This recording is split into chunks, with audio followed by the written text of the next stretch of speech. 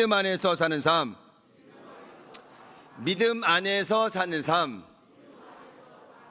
신앙생활의 가장 중요한 것은 믿음입니다. 믿음으로 구원을 받았고요, 믿음으로 우리가 천국에 갑니다. 믿음으로 끝까지 살아내는 거예요. 신앙생활은 제가 반응이라고 말씀을 드렸습니다. 한 2주 전에 하나님의 말씀에 또 주님의 인도하심을 우리가 어떻게 반응하면서 살 것인가, 이게 꼭 믿음이거든요. 우리 신앙생활에 믿음이 빠진다면, 믿음의 요소가 없다면 우리가 과연 어떻게 살아갈 것인가에 대한 의문점이 생길 것입니다. 믿음의 대상은 하나님 한 분뿐이셔요. 다른 그 누구도 그 하나님 자리에 올라갈 수가 없는 거죠.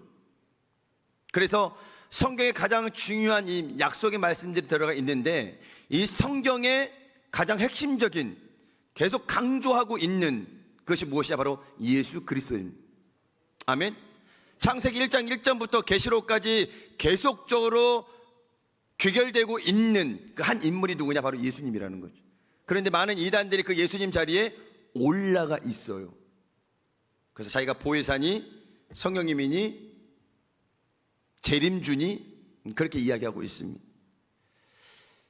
지금은 그들이 그렇게 이야기를 해도요, 주님 오실 그날에 반드시 심판이 따를 것입니다. 우리가 세상까지 살아가면서 믿음을 잃어버리지 않고 믿음 안에서 살아갈 수 있는 삶, 그 삶을 오늘 사도 바울이 우리에게 이야기하고 있습니다. 한 학자가 태도에 관해서 연구를 하고요, 이런 글을 남깁니다. 사람들 사이에는 작은 차이가 있다. 그 작은 차이가 큰 차이를 만든다. 여기서 작은 차이란 태도이며, 큰 차이란 그것이 긍정적이냐 부정적이냐 하는 것이다. 긍정적인 태도와 부정적인 태도의 차이는 결국 마음에 달려있다라고 이야기를 합니다. 그래서 가끔 아니라 종종 이야기합니다. 모든 것이 마음 먹기에 달려있다. 저희 아이들이 방학 동안에 보니까는 공부를 하려고 마음 먹으면요, 뭐 2시간도 안 돼서 그날 자기가 해야 될 어떤 스케줄이 끝나더라고요.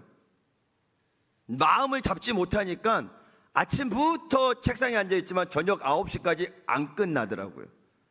그리고 그 아들이 고백합니다. 아빠 정말 많네요.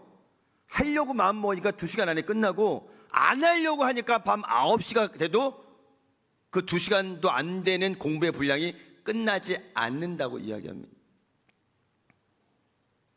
저도 설교를 준비하면서요, 어느 날은 책상에 앉아 있으면은 막 3편 4편이 막 밥도 안 먹고 졸립지도 않고 계속 이어나갑니다. 어느 날은 설교 한 편을 만들기가 쉽지가 않더라고요. 집중도 안 되고 내용도 이어가지도 않고 무슨 말 하는지도 모르겠고, 그런 날이 있습니다.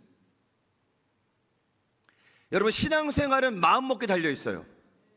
내가 열심히 하려고 마음 먹으면 지금 삶이 힘들고 어려워도 믿음으로 살아낼 수 있고요, 내가 마음을 먹지 못하고 너무 힘들고 어렵고 불평하는 태도, 원망하는 태도, 부정적인 태도로 살아가려고 하면요, 신앙생활의 하루하루가 너무 힘든 겁니다. 똑같은 광야 생활에서 이스라엘 백성들은 불평과 원망을 하고, 그와 달랐던 여호수아와 갈렙, 같은 조건 같은 상황인데도 왜 그렇게 달랐을까요? 지금도 우리는 같은 공간에서, 같은 환경에서, 같은 시간대 속에 신앙생활을 하고 있습니다. 목포라는 여조수목은 목포계란 이 공간 안에서 같이 신앙생활을 하고 있는데, 누군가는 불평이 많아지고 누군가는 감사와 긍정이 많아진다면 문제가 있지 않을까요? 근데 이 학자는 이야기합니다. 결과는 달라질 것이다. 12 정탐꾼의 이야기가 주는 메시지가 바로 그런 메시지입니다. 내가 얼마만큼 긍정적인 마음을 가지고 이 공동체 안에서 신앙생활을 하고 있는가입니다. 모두가 다 주일을 성수합니다. 열심히 합니다. 그러나 미세하게 조금씩은 다릅니다. 주일 성수를 하고 수요일에 금요일에 나오고 새벽예배 나오고, 뭐 이 정도면은 신앙생활의 모범입니다. 모범. 근데 저는 매 예배 때마다 나온 성도들의 모습이 신앙생활로 건강한가를 이야기하는 것이 아니라 우리가 그 신앙생활 속에서 어떤 마음을 가지고 살아가는가, 그리고 지금 어디를 바라보고 있느냐, 그것이 중요한 것입니다. 더군다나 이른 아침부터 봉사하고 헌신하고 보이지 않는 손길을 통해서 성전을 가꾸고 아름답게 만들어가는 그 손길들의 모습을 보면요, 이거는 칭찬받을 만한 믿음입니다. 그러나 그보다 더 중요한 것은 우리의 마음이 어디에 있느냐, 이거 너무 중요하다는 사실을 여러분이 기억하시기를 주의 이름으로 축원을 드립니다. 신앙생활의 목적은 나의 필요를 채우는 것이 아니라 하나님을 영화롭게 하는 데 있다고 제가 줄기차게 강조합니다. 신앙생활을 통해서 내가 치료받고 은혜받고 응답받고 신앙생활을 하고 있다는 그 자체를 보이기 위한 그런 모습들이 아니라 내 신앙생활을 통해, 나의 신앙생활을 통해서 하나님께 영광 돌리는 삶, 이게 초점이 되어야 돼요. 이게 흐트러지는 순간에 이제 나의 의의가 나오는 거죠. 내가 봉사하는 양, 헌신하는 만큼, 드리는 11조와 감사 헌금, 이것들이 나의 의의가 될 수 있다라는 것입니다. 그래서 안식일을 기억하여 거룩히 지키라는 것은 십계명을 따르는 것입니다. 만약에 구약시대 율법대로라면 우리는 안식일에 2000규빗, 약 912m 이상을 나가면 안 돼요. 근데 오늘 예배는 저 해남에서 오시는 분도 계시고요, 서울에서 가끔 들렸다가 여의도 목포교회를 들리는 분이 계신데, 서울에서 여기 찍으면 몇 킬로 나올까요? 350km? 한 그 정도 나오죠. 912m 이상을 갈 수가 없어요, 주일날. 그렇게 우리가 율법 안에서 갇혀서 살아간다면 살아갈 수 있는 사람이 있을까요, 없을까요? 없습니다. 그래서 예수님께 오신 것은 뭐냐? 율법을 폐하러 오신 것이 아니라 율법을 완성하러 오셨다고 말씀하고 있는 것입니다. 그 율법의 완성에 가장 중요한 것이 무엇이냐? 한 걸 따라합니다. 사랑. 가장 중요합니다. God is love. 많은 곳에 이렇게 써 있어요. 하나님 그 자체가 사랑입니다. 사랑. 그 사랑 때문에 예수님을 이 땅에 보내주셨고 우리 죄 많은 우리를 위해서 십자가에 달려 죽게 하신 겁니다. 이 사랑을 우리가 지금 받고 있다는 사실을 여러분이 기억하시기를 바랍니다. 그래서 습관적인 신앙생활, 성장이 없는 신앙생활, 열매가 없는 신앙생활, 이것은 곧 형식적인 신앙생활로 변하게 되어 있다는 것입니다. 그래서 오늘 사도 바울은 우리에게 신앙생활의 진정한 가치가 무엇인지, 그리고 그리스도의 삶의 모습과 고백이 무엇인지를 오늘 말씀을 통해 전하고 있는데요, 믿음 안에서 사는 삶이란 무엇일까? 오늘 사도 바울이 두 가지를 이야기하고 있습니다. 첫 번째, 크게 한번 따라하겠습니다. 율법에 죽고 하나님에 대해서 사는 삶입니다. 시작. 어디에 죽어요? 율법에는 죽었어요. 로마서에서 계속 강조하는 게 우리는 율법의 종로로 타는 사람이 아니라는 거예요. 믿음으로 살아가는 삶이고 하나님의 은혜 가운데 살아가는 삶이라는 사실을 여러분이 기억하시길 바랍니다. 로마서 얘기했던 율법으로 한 가지를 지켰다면 마지막까지 율법으로 이뤄내야 돼요. 그러나 613개의 계명을 우리가 다 지켜낼 수가 없다라는 거예요. 왜? 10계명조차도 못 지켜내잖아요. 그리고 율법의 두 강령인 하나님 사랑과 이웃 사랑 지키기 쉽지 않습니다. 그래도 어느 정도 우리가 신앙생활을 하고 있으니까 하나님 사랑합니다라는 고백은 가능한데 이웃사랑에 대해서는요 조금 더 힘든다는 거죠. 이웃은 나 외 모든 사람을 포함하고 있는데 내 가족이나 자녀나 우리 공동체 믿음의 모든 사람들 향해서 우리가 변함없이 사랑할 수 있을까라는 질문에 모두가 자유롭지 못하다는 거예요. 저도 그래요. 하나님의 사랑, 예수님의 성품, 십자가의 그 사랑, 사도 바울의 그 헌신, 신앙생활의 가장 중요한 것임을 여러분이 기억하시기를 주의 이름으로 축원을 드립니다. 신명기 6장은 이 모든 율법을 삼가 듣고 행하라고 가르치고 있습니다. 쉽지 않아요. 하라는 계명이 248개, 하지 말라는 계명이 365개입니다. 매일 하루에 하나씩은 뭘 안 해야 되는 게 있어요. 근데 우리는 그 율법을 다 지킬 수가 없어요. 율법대로 살아가는 것이 아니라 우리 뭐요? 하나님의 은혜 가운데 살아가는 삶임을 여러분이 기억하시기를 주의 이름으로 축원을 드립니다. 그래서 신명기 6장 5절은 말씀합니다. 너는 마음을 다하고 뜻을 다하고 힘을 다하여 네 하나님 야훼를 사랑하라. 신앙생활의 목적입니다. 목표예요. 마음을 다하고 뜻을 다하고 힘을 다하여 누굴 사랑하라? 세상을 사랑하는 것이 아니라 야훼 하나님을 사랑하라. 그것이 가장 기본이 되는 출발입니다. 출발. 이것을 잃어버리는 순간에 우리는 뭐요? 세상을 사랑하게 되고 사람을 사랑하게 되고 물질을 사랑하게 되고 권력과 자리를 사랑하게 됩니다. 처음 가졌던 마음들을 잃어버리는 순간에 우리는 변질된 믿음으로 나갈 수 있다는 거예요. 그 변질된 믿음은 엄청난 일들을 이룬다는 거예요. 그래서 우리는 하나님 사랑합니다 라는 고백, 윤광현 목사님이 일부 때 매일 외치잖아요. 하나님 살아계십니다. 이 고백이 우리의 삶 가운데 늘 동일하게 나와야 된다는 사실을 기억하시길 바랍니다. 삼상의 곧 이건희 회장이 권위를 이야기하면서 책에 이런 글을 썼습니다. 누구나 처음에는 권위를 선호하지만 시간이 지나면서 그 권위의 맛을 경험한 후에는 자신도 모르는 사이에 권위주의가 된다. 목사의 권위 누가 세울까요? 제가 제 권위를 세우는 것은 권위주의입니다. 겸손한 모습으로 교회를 섬기고 말씀을 전하고 성도를 섬기며 나아갈 때 성도들이 담임 목사라고 이야기해주는, 격려해주는 그런 모습들이 필요한 것이 제 스스로가 권위를 주장하면 안 됩니다. 주의 종입니다. 가장 낮은 모습으로 예수님처럼 발을 닦아줘야 되고요, 헌신해야 되고요, 십자가를 짊어질 결단이 있어야 되는 거죠. 그 마음이 없지 않는 한 주의 종이 가장 먼저 타락하기 쉽고요, 권위주의에 빠지기 쉽습니다.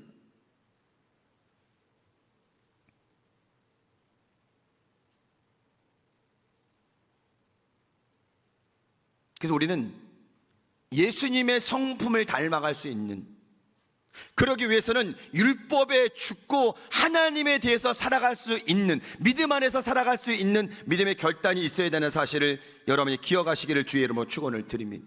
권력이 무섭습니다. 한 번 잡으면 놓기 싫은 게 권력이에요. 우리나라 정치인들 대부분이 왜 정치를 하느냐라고 물어보면 다 그래요. 대통령 한번 하고 싶어서.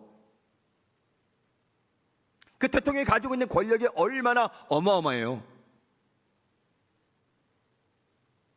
그런데 그 권력 때문에 대한민국에 많은 일들이 일어나고 있습니다. 국민들은 매 선거 때마다 한 번 믿고 뽑아봤는데 늘 그렇게 국민들의 마음에 상처를 남기게 되는,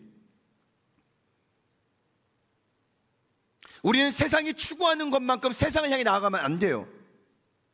공존에 있지만 구별된 삶을 살아가야 되고 믿음의 삶을 살아내는 것이 그리스도인이라는 사실을 여러분이 기억하시기를 주의 이름으로 축원을 드립니다. 세상을 쫓아가는 삶은 끝은 결국 멸망입니다. 십자가의 길이 좁고 험하지만은 그 골고다 언덕을 지나갈 때 부활의 영광이 있는 것처럼 저와 여러분들의 삶이 지금은 약간은 답답하고 힘들고 어렵지만 이 길 끝에는 바로 부활의 영광이 있다는 사실을 여러분이 기억하시기를 주의 이름으로 축원을 드립니다. 오늘 사도벌의 19절에 말합니다. 내가 율법으로 말미암아 율법에 대하여 죽었나니 이는 하나님에 대하여 살려 함이라. 율법에 죽고 하나님에 대하여 산다라고 한 문장 안에 대조되는 말씀이 있습니다. 율법을 버리라는 것이 아니에요. 율법이 가치가 없다라는 말씀이 아니라는 말입니다. 기본적으로 해야 될, 우리가 지켜야 될 여러 가지 많은 율법 계명들이 있어요. 다 지켜야 돼요. 그러나 우리의 마음의 중심이 세상으로 향해 있다가 완전히 뒤돌아서는 것, 그리고 주님을 바라보는 것. 회심이라는 게 그거예요, 여러분. 사도 바울이 그렇게 율법에 묶여서 삶을 살아가다가 예수님을 만나고 나니까 본인이 사랑했던, 잘 지켜갔던 율법의 가장 위에 있었던 사도 바울의 그 가치관이 깨져버리면서 내가 가지고 있던 모든 것들이 예수 그리스도를 아는 가장 고상한 가치로 인해서 아무것도 쓸모없는 배설물로 여겨졌다라고 고백해요. 여러분들이 지금 추구하는 삶이 무엇입니까? 신앙생활을 하고 있으면서 그래도 여전히 내 반쪽은 세상의 성공이나 자랑이나 아니면 내가 다 하지 못했던 이 모든 것들을 자식들에게 물려줘서 그 자식들이 이어가길 원하는, 때로는 세상에 추구하는 그런 여러 가지 모든 것들을 조금이나마 갖고 싶은 욕망이 있지 않나요? 물질을 사랑하지 않는다면 다 거짓말입니다. 다 사랑해요. 다 좋아해요. 그러나 그것이 주인이 되면 안 된다는 거예요. 우리의 삶의 주인은 예수님이세요. 그 예수님의 말씀대로 살아가는 것이 그리스도인이라는 거예요. 그 그리스도인이 가야 될 최종 목적지는 어디냐? 천국이라는 거예요. 근데 세상은 지금의 물질의 환경, 축복, 성공, 자랑, 인기, 이걸 먹고 살아요. 그래서 인기가 떨어지면 자살해요. 사업을 하다가 잘 되가 안 되고 빚을 지고 독촉을 받으면 자살해요. 주식을 하다가 빚을 많이 져서 자살해요.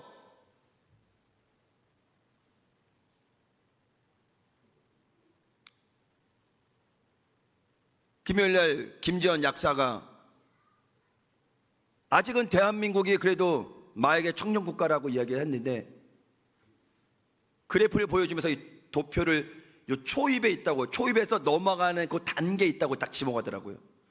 여기 단계에서 넘어가면 그때부터는 대한민국 큰일 납니다.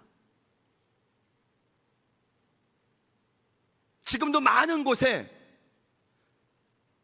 실제로 강남이나 어디나 서울에 술집에 가면요, 그 술에다가 마약을 탄대요. 뭐 여러분들은 안 가시니까 잘 모르겠지만 저도 안 갑니다. 제가 가본 게 아니에요. 뉴스에서 그렇게 얘기합니다. 그리고 밀봉을 다 한대요. 딱 똑같이 새 것처럼. 그럼 모르죠.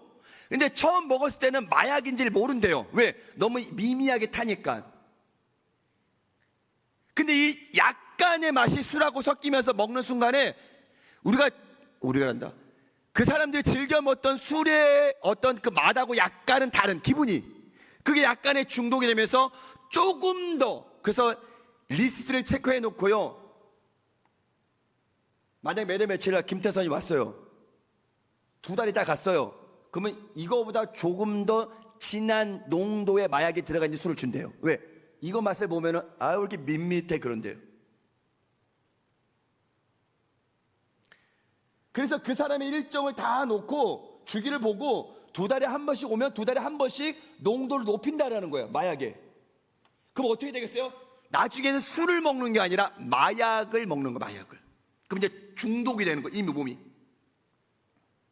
그래서 김지현 약사가 그 그래프를 보내주면서 경찰관이 마약범을 잡는 과정에서 마약을 한 번 투여를 했는데 금방 희석이 될 줄 알고 했는데 영원히 깨어나지 못했대요. 그래서 김 약사가 뭐라고 하냐? 한 번의 마약으로도 중독이 될 수 있다, 없다? 있다. 그러니 강남의 한 초등학교 앞에서 음료수를 이렇게 주면서 특별히 고3들 집중력이 필요하잖아요. 이런 물에다가 약을 타놓고 뚜껑 닫아버리면 몰라요. 야, 이거 집중력 좋으니까 한번 마셔봐. 길거리 가다가 더운데 주면 띡딱 마셔요. 잘 몰라요. 물이니까, 음료수니까. 근데 거기 안에 뭐가 있어요? 마약 성분이 들어가 있다는 거. 그럼 그 아이들은 집중력 있는 것이 아니라 다시 그것을 찾기 원해서 또 간다는 거예요. 우리가 아무리 아둥바둥 믿음으로 살아가려고 해도요, 이런 알지 못하는 이런 상황에서는요, 당할 수밖에 없어요. 지금 우리 교회도 음료수 놓고 전도하기가 힘들어요. 엄마들이 바로 신고해요. 세상이 그렇게 됐습니다. 뭘 하나 주려고 그래도 주지를 못해요. 그 무더운 여름에 물을 주고 음료수 주고 싶어도 못 줘요. 그래서 이번에 저희가 교회학교 이게 부채를 만든 거잖아요. 그건 먹는 게 아니니까. 그건 잘 받아가도록 더우니까. 여러분, 믿음으로 살아내기 쉽지 않습니다. 시간이 지나갈수록, 세월이 흐를수록 더욱더 힘들어져요. 이런 상황에서 우리가 어떻게 믿음을 지킬 수 있는지, 믿음의 삶을 살아갈 수 있는지, 그거는 성령 안에 속하는 거예요. 내가 매일매일 성령으로 충만해서 주님 안에서 주님의 인도하심을 받고 말씀을 먹고 살아갈 때 우리는 세상과 구별될 수 있다는 사실을 여러분이 기억하시기를 바랍니다. 그래서 하나님 말씀에 순종하며 살아가는 삶, 교회의 질서를 지키고 공동체의 질서를 지키고 그렇게 믿음으로 살아갈 때 하나님께서 그 공동체에 큰 믿음의 역사를 베풀어 주신다는 사실을 기억하시기 바랍니다. 그래서 신앙의 성숙도는 신앙생활의 연수와는 관계가 없어요. 장로님쯤 되시면, 권사님쯤 되시면, 안수 집사님쯤 되시면 와, 대단하시겠다. 믿음이 정말 믿음이 좋으신 분들 계셔요. 그런데 그 신앙의 연수가 신앙의 성숙도와는 관계가 없다라는 거예요. 내가 지금 어떻게 믿음으로 살아내느냐가 더 중요한 거죠. 예수님은 그 열매를 보고 그 사람을 평가한다고 그랬어요. 교회 문턱만 왔다 갔다 하는 사람이 있어요. 평생 아무것도 하지 않아요. 그냥 주일 지키는 것에 목숨 거는 사람이 있어요. 그것도 대단한 믿음입니다. 왜? 주일 성수 안 하는 사람도 있으니까.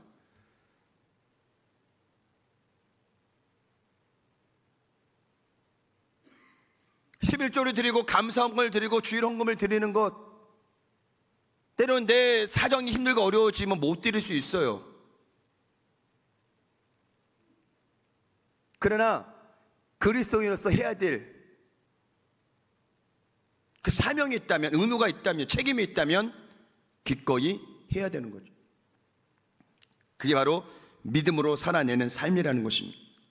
사도 바울은 두 번째 계속해서 우리에게 이야기합니다. 함께 따라합니다. 내가 그리스도와 함께 십자가에 못 박힌 삶입니다. 로마서 6장 6절은 말씀합니다. 우리가 알거니와 우리의 옛사람이 예수와 함께 십자가에 못 박힌 것은 죄의 몸이 죽어 다시는 우리가 죄에게 종로로 타지 아니하려 함이라. 그러니 십자가에 못 박힌 삶이 얼마나 복된 삶이에요. 나는 싫어, 십자가하고 죽기 싫어, 나는 나야 라고 하는 사람들은 어쩔 수 없이 죄의 종로를 타면서 살 수밖에 없다라고 오늘 이야기하고 있는 것입니다. 이번 하계 사역도 그렇죠. 제가 이제 딱 6개월 정도 됐으니까 그동안에 우리 교회에 많은 외부 사람들이 왔다 갔어요. 제가 2월달 내려와서 손님이 많이 내려오셨고 왔다 가셨고, 또 집회나 일정들을 통해서 많은 외부 사람들이 왔어요. 그리고 우리 교회를 보고 가면서 이구동성으로 다들 비슷하게 이야기합니다. 목사님, 교회가 너무 좋습니다. 여러분들이 아멘 해주면 딱 좋을 것 같은데. 목사님, 목포교회가 너무 좋습니다. 네. 교회 좋다는데 여러분들 아무 반응이 없으니까, 믿음은 반응이라 그랬잖아요. 좀 반응 좀 해보세요.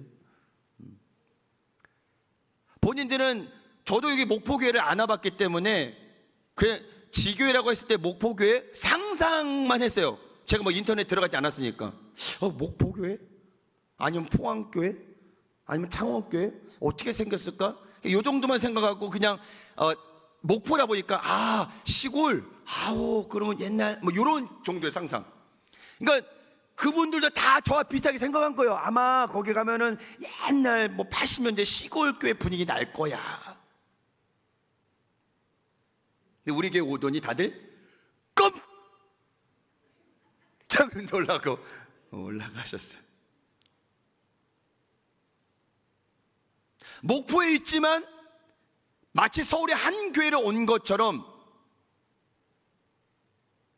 근데 그들이 건물, 이 내부적인 부분을 놓고 놀란 것보다 이 공동체 안에 있는 여러분들 보고 놀랬다는 거예요. 여름 성경학교와 수련회 뭐 이렇게 진행하면서 많은 사람들이 함께하지 못했지만은 그렇게 연일 행사를 돕고 일하고 땀 흘리고 헌신하고 그 모습 보면서, 와, 목사님 교회도 너무 이쁜데요, 성도들이 너무 이뻐요. 그러는 거예요.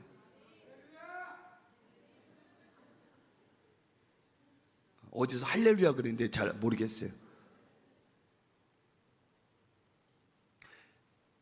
오랜만에 자녀들을 보면 그 자녀들, 어린 자녀들 특별히 같이 있는 자녀들은요, 자녀들이 성장한 줄을 잘 몰라요.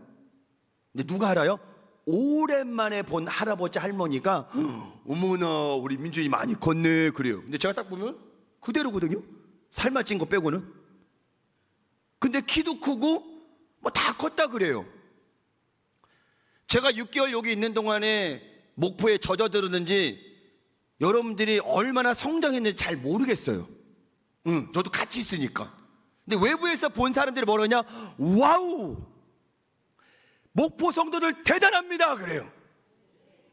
그게 아멘 좀 해보세요. 여러분들 칭찬하시는데 안 좋아요? 전 너무 좋아요. 마치 하나님이 칭찬하시는 것 같아요. 그 성도들의 입을 통해서 성도들 너무 대단하시다고. 이번에 내려온 3450이 저희 3450 보더니 그냥 기절하고 갔어요.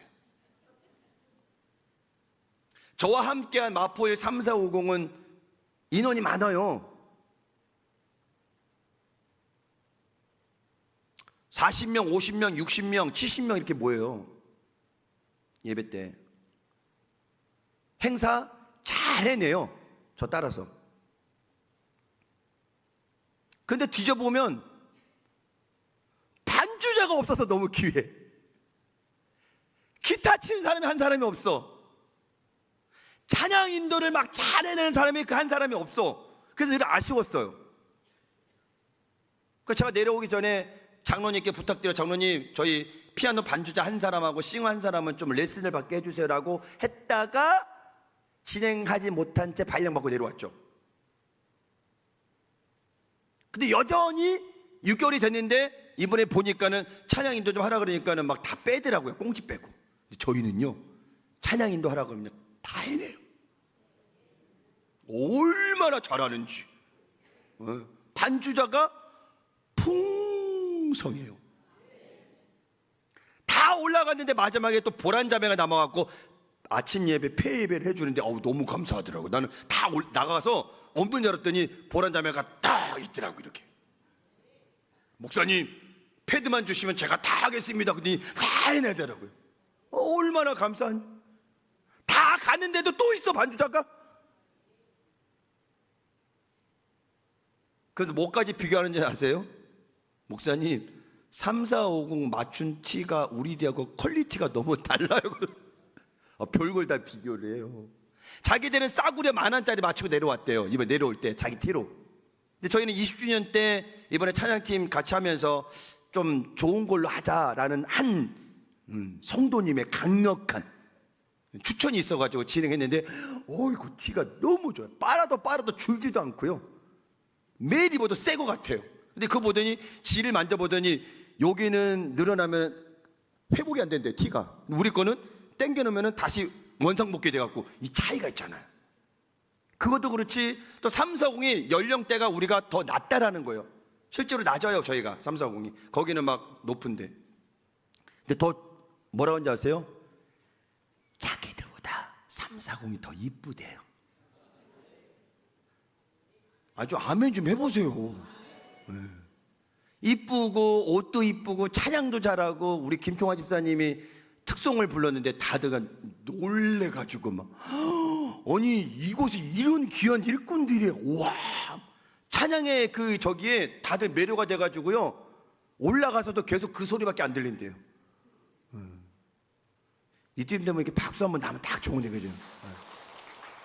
여러분 목포교회가 인원이 120명밖에 되지 않지만요 이 120명이 다 일꾼이에요. 얼마나 대단한지 몰라요. 그래서 목포교회가 자랑스럽고 자랑하고 싶고요. 아멘. 여러분들이 그렇게 해내고 있다라는 거예요.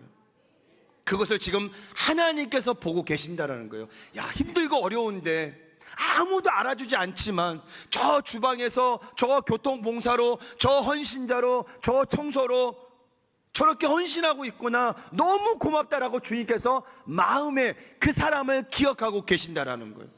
여러분 아무도 알아주지 않아도 괜찮아요. 저 여러분이 인정하지 않으셔도 괜찮아요. 왜? 하나님이 보고 계시니까. 우리는 그 사도 바울의 고백처럼 내가 사람에게 좋게 하랴 하나님께 좋게 하랴 내가 만약에 사람에게 좋게 하렸다면 나는 그리스도인이 아니다. 나는 하나님의 종이 아니다라고요. 여러분 사람 보라 하지 마세요. 그 사람 때문에 봉사하지 마세요. 하나님만 바라보시고 봉사하시기 바랍니다. 하나님만 바라보시고 예배하시기 바랍니다. 그게 믿음 안에서 사는 삶이라는 사실을 여러분이 기억하시기를 주의 이름으로 축원을 드립니다. 그래서 나의 삶의 주인이 예수님. 하고 따라합니다. 나의 삶의 주인은 예수님입니다. 믿으시면 아멘. 그 하나님이 나와 함께 하시면 우리는 우리의 모든 가치관, 생각, 언어, 감정까지 다 통제가 가능하다라는 거예요. 근데 아직 우리가 십자가에 죽지 못하니까는 여전히 뭐요? 내 감정이 확 올라오는 거예요. 욱 하시는 분도 있어 없어요? 한번 손 들어보세요. 괜찮아요. 뭐 나는 좀 욱하는 사람이다. 와, 우리 김성관 장로님만 욱하는 분으로 손 드셨습니다. 저도 욱해요 많이. 제가 우리 아내하고 제 아내하고 싸우는 게 제 욱하는 성격이 아직은 많이 죽지 않아서 제 아내하고 한판 붙으면은 뭐 러시아 우크라이나 붙을 정도로 그렇게 붙습니다.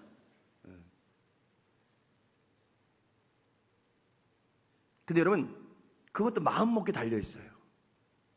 내가 그 아내를 이기려고 작정하고 달려들잖아요. 이깁니다. 이길 수밖에 없어요. 그런데 부부싸움이 나도요 내가 지려는 마음으로 양보하는 마음으로 달려들면요 더 싸움이 진전이 안 돼요. 근데 서로 이기려고 하다 보니까 어디까지 나와요? 조상 얘기까지 나오는 거예요.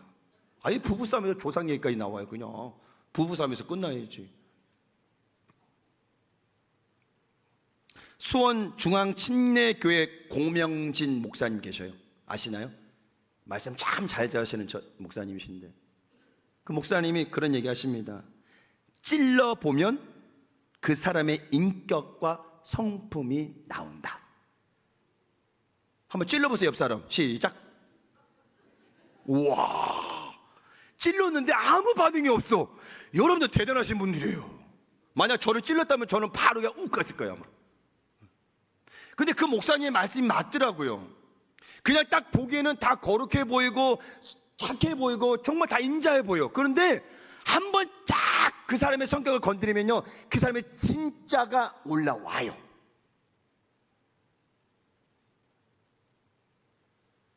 분이 가득한 사람은요 조금만 찔러도요 분이 확 나와요. 분노 조절 장애를 갖고 있는 사람이 있어요. 실제로 있습니다. 운전하다가 도로에서 많이 나오죠. 욕심이 많은 사람은 욕심이 나온다는 거예요. 그 안에서 여러분 안에 뭐가 있습니까? 성령이 가득 차야 돼요. 은혜가 가득 차야 돼요. 사랑이 가득 차야 된다는 것이요. 그래야 찔르면 사랑, 찔르면은 은혜가 나오는데 찔르면 막 욕이 나고 찔르면 분이 나고 찔르면 막 가시가 나고 레이저가 나오고 이러면 안 돼요. 저는 주의종으로 부름 받고도 운전할 때요 갑자기 앞차가 끼어들면요 크락션을 여의도의 국회의사당이 놀랄 정도로 눌렀어요. 빠방! 그 차가 안 보일 때까지 빠방!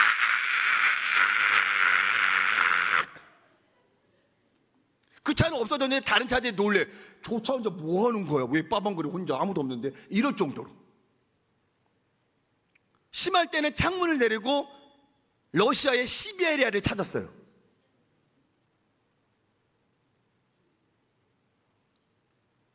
그런데요, 내가 분이 풀리고 내가 뭔가 좀 해결되는 것 같은 시간은 1초. 그게 딱 지나고 나니까요, 엄청나게 후회가 되는 거예요. 야, 너 목사 아니야? 성도들한테는 참으라고, 사랑하라고 그렇게 하면서, 야, 너는 아무도 없으니까는 그렇게 빵! 러시아의 시베리아 찾고. 지금은 안 그래요. 끼어들려고 그러면은 제가 브레이크를 밟아요. 혹시 사고 날까 비상등을 켜요. 그 차 보내고 들어가요. 억지로 끼어드는 사람은요, 절대 피해줘야 됩니다. 사고 나요, 100%. 양보해주고, 아, 그래, 급한 일 있나 보지. 갑자기 끼어들어, 그래, 급한 일 있나 보지. 그래, 먼저 가세요. 먼저 가세요. 그러면 순간은 1초 정도는 아우, 열받아, 그래요. 그런데 나머지 시간은 잘했다, 이 생각이 드는 거예요. 여러분들 부부싸움에서 이길 이유가 없어요. 남편이 혹 이겼어요. 기분 좋을까요? 1초밖에 안 갑니다.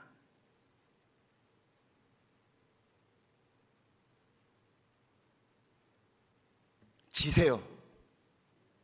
아멘? 싸움에서 무조건 지세요. 그게 이기는 겁니다. 저희 아이들한테 그 얘기했더니 자기가 맨날 치니까 너무 억울하대. 아니, 져주라고 해서 동생들 다 져줬더니 나중에 돌아온 거는 자기의 아픔만 있대요. 맨날 져주니까 속상하대요. 그래서 지는 건 지는 거지, 지는 건 이긴 게 아니라고 자기 깨달았대요. 근데 여러분, 지는 게 이기는 겁니다. 이길 필요 없어요. 양보하세요. 그냥 다 내주세요. 예수님께서 십자가의 사랑으로 온몸을 다 주셨잖아요. 물과 피를 다 쏟아내셨잖아요. 근데 여러분들은 안 주려고 하잖아요. 양보 안 하려고 하잖아요. 이기려고 하잖아요. 그건 믿음 안에서 사는 삶이 아니라는 것입니다.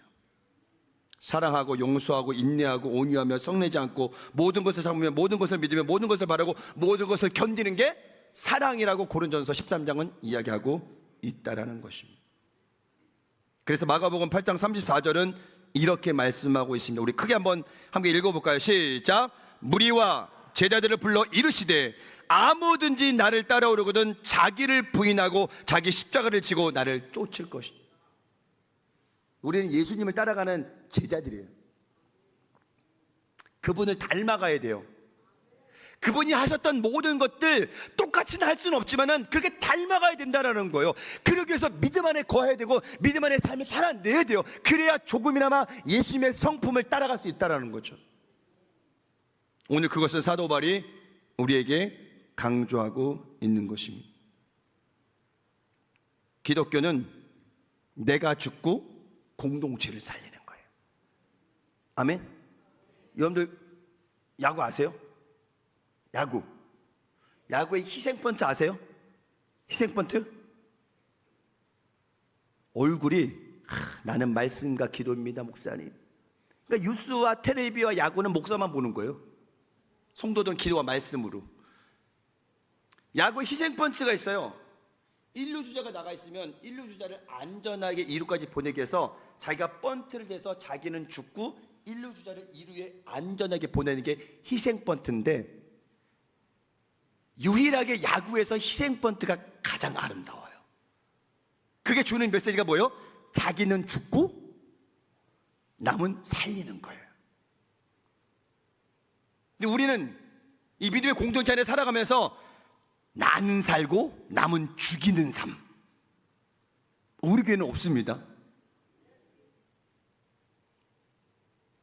나도 살고 남도 살면 더 좋죠. 그러나 희생과 헌신이 있지 않는 한 상대가 살 수 없다라는 거예요. 공동체가 살 수 없다라는 거예요. 나의 헌신이 있기 때문에, 나의 수고가 있기 때문에, 나의 양보가 있기 때문에, 나의 사랑이 있기 때문에 공동체가 아름답게 세워지는 거예요. 가정도 마찬가지고.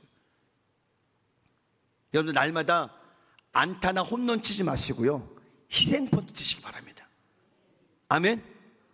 그래서 야구를 잘 보셔야 돼. 희생펀트가 뭔지. 가장 아름다운 가끔은 그 희생펀트가 또 운이 좋아서 자기도 살아요. 수비를 잘못해가지고. 그런 은혜가 있는 거예요, 여러분. 우리 안에 그런 희생이 필요합니다. 그런 헌신이 필요합니다. 그런 양보가 필요해요. 그런 사랑이 필요해요. 믿음 안에서 사는 삶이란 바로 자기를 죽고 공동체를 살리는 그런 마음의 결단으로 살아가야 된다는 사실을 여러분 기억하시기를 주의 이름으로 축원을 드립니다. 그래서 로마서 14장 8절은 사도 바울은 이렇게 종결합니다. 크게 한번 읽어볼까요? 시작. 우리가 살아도 주를 위하여 살고 죽어도 주를 위하여 죽나니 그러므로 사나 죽으나 우리가 주의 것이로다. 우리는 우리의 것이 아니에요. 하나님의 것이에요. 하나님이 사용하시는 사람이라는 거예요. 나의 감정대로, 나의 생각대로, 나의 주장대로 그렇게 살아간 삶이 아니라는 거예요. 십자가와 함께 죽은 삶 이미. 그리고 뭐요? 하나님 안에서 사는 삶으로. A.W. 토저 목사님이 십자가에 못 박힌다라는 것을 세 가지로 이야기합니다. 첫째는 무엇이냐? 한 방향만 보는 것입니다. 다른 데 안 보는 거예요. 마치 달리는 그 경주마처럼 옆에 딱 가리잖아요. 두 번째는 뒤로 후퇴할 수 없다라는 거예요. 믿음의 전진이죠. 세 번째는 뭐냐? 오직 십자가만을 생각한다. 이거를 십자가에 못 박힌다라고 A.W. 토저 목사님이 말씀하셔요. 과연 우리는 지금 어떤 삶을 살아가고 있는지, 신앙생활 열심히 하는 것 같지만 아직도 자기의 의를 위해, 자기의 욕심을 채우기 위해서 살아가는 삶은 혹시 없는지